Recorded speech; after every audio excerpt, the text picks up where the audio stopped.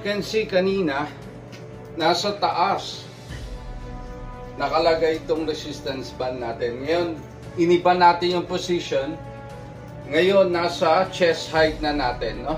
Ay lang susunod na chest workout natin, chest press, gagawin natin dito sa ating resistance band. Alright. That would be the third workout for our chest. Okay? So, the same thing din. Gagawin nyo siya ng 3 to 4 set at saka 8 to 12 repetition. Alright? Let's get it on.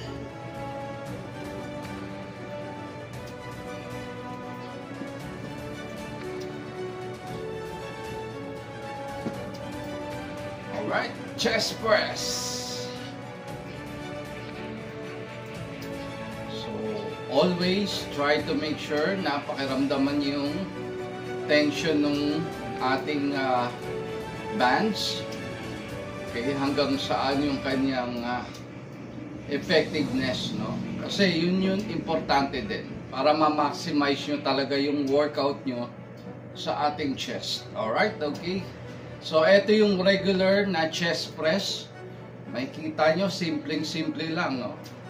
Kung kanina sinet up natin yung ating resistant band, sa taas, ngayon, nasa chest level. Makikita nyo, di ba? Alright. Okay. Ganyan lang ang ating chest press gamit ang resistance band. Alright? Woo! Alright. Talagang nararamdaman ko na, guys. Woo!